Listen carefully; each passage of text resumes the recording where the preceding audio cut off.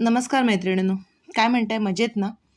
पाहून लक्षात आलंच असेल गुढीपाडव्याची तयारी चालू आहे. तर आज मी तुम्हाला दाखवणार आहे श्रीखंडाचा एक सर्वात सोपा प्रकार, जो बिलकुल किचकट नाही आहे, पटकन होऊन जातो. सो आज आपण पाहूया श्रीखंड. त्यासाठी मी दही आहे ते 5 ते 6 तास मी बांधून ठेवलं होतं. पाहू शकता, हे अशा प्रकारे दिसतं, ज्याला चक्का बोलतात. आणि हा एकदम छान असा झाल्यातलं पाणी सगळं निथळून गेलेलं आहे. पटकन होतो. आपण अगदी जरी सकाळी लवकर उठून जरी दही बांधून ठेवलं आणि दुपारी श्रीखंड केलं, तरी आपल्या नैवेद्यासाठी श्रीखंड होऊन जातं.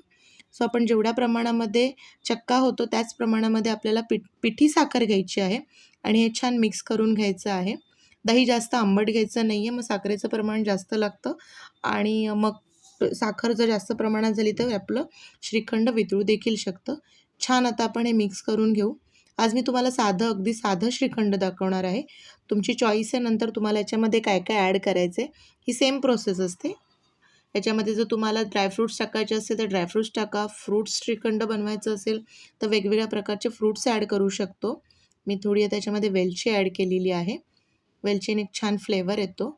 आणि जर तुम्हाला आम्रखंड करायचं असेल त्याच्यामध्ये आंब्याचा पल्प टाका, आम्रखंड झालं. आणि जर तुम्हाला वेगळे फ्लेवर्स द्यायचे असतील तर वेगळे फ्लेवर द्या.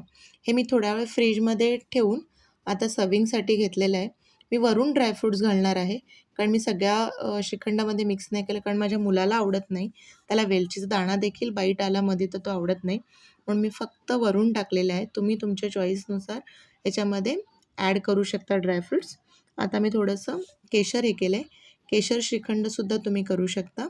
त्यासाठी काय नाही, थोडंसं वाटीमध्ये दूध घेऊन त्यात केशर ॲड करून मिक्स करा. केशर श्रीखंड झालं. आता हे पुरीबरोबर तुम्ही खाऊ शकता किंवा नुसतंही खाऊ शकता. ट्राय करा नक्की आणि सांगा मला कसं झालं ते श्रीखंड. चॅनलला लाईक करा, शेअर करा.